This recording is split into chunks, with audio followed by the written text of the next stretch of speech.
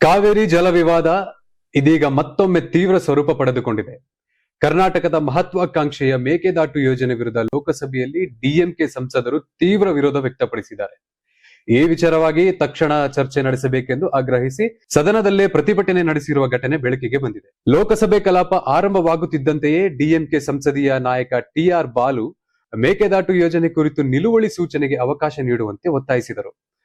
ಆದರೆ ಸ್ಪೀಕರ್ ಓಂ ಬಿರ್ಲಾ ಅನುಮತಿ ನಿರಾಕರಿಸಿದ ಹಿನ್ನೆಲೆಯಲ್ಲಿ ಡಿಎಂಕೆ ಸಂಸದರು ಸದನದಲ್ಲಿ ಬಾವಿಗಿಳಿದು ಪ್ರತಿಭಟನೆ ನಡೆಸಿದರು.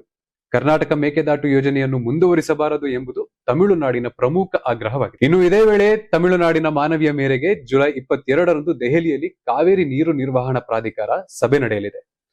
ಕಳೆದ ವಾರ ನಡೆದ ಕಾವೇರಿ ನೀರು ನಿಯಂತ್ರಣ ಸಮಿತಿ ಸಭೆಯಲ್ಲಿ ಕರ್ನಾಟಕದಿಂದ ನೀರು ಹರಿಸುವಂತೆ ಯಾವುದೇ ನಿರ್ದೇಶನ ನೀಡಲಾಗಿರಲಿಲ್ಲ. ಇದರಿಂದ ಅಸಮಾಧಾನಗೊಂಡ ತಮಿಳುನಾಡು ಉನ್ನತ ಮಟ್ಟದ ಸಭೆ ಕರೆಯುವಂತೆ ಕೇಂದ್ರವನ್ನು ಒತ್ತಾಯಿಸಿತು ಎನ್ನಲಾಗುತ್ತಿದೆ. ಇನ್ನೊಂದೆಡೆ ಕರ್ನಾಟಕದಲ್ಲಿ ಮಳೆ ಕೊರತೆ ಹಾಗೂ ಜಲಾಶಯಗಳಿಗೆ ನೀರಿನ ಒಳಹರಿವು ಕಡಿಮೆಯಾಗಿರುವ ಕಾರಣ ತಮಿಳುನಾಡಿಗೆ ನೀರು ಬಿಡಲು ಸಾಧ್ಯವಿಲ್ಲ ಎಂದು ರಾಜ್ಯ ತನ್ನ ವಾದವನ್ನು ಮಂಡಿಸಿತು. ಸದ್ಯ ಲಭ್ಯವಿರುವ ನೀರನ್ನು ಕುಡಿಯುವ ಉದ್ದೇಶಕ್ಕಾಗಿ ಉಳಿಸಿಕೊಳ್ಳಬೇಕಾದ ಅನಿವಾರ್ಯತೆ ಇದೆ ಎಂದು ಕರ್ನಾಟಕ ಸ್ಪಷ್ಟಪಡಿಸಿದೆ. ಈ ಹಿನ್ನೆಲೆಯಲ್ಲಿ ಜುಲೈ 22ರ ಸಿಡಬ್ಲ್ಯೂಎಂಎ ಸಭೆಯಲ್ಲಿ ಕೈಗೊಳ್ಳಲಾಗುವ ನಿರ್ಧಾರ ಕಾವೇರಿ ಜಲ ವಿವಾದದ ಮುಂದಿನ ಬೆಳವಣಿಗೆಗಳಿಗೆ ಮಹತ್ವವಾಗಲಿದೆ.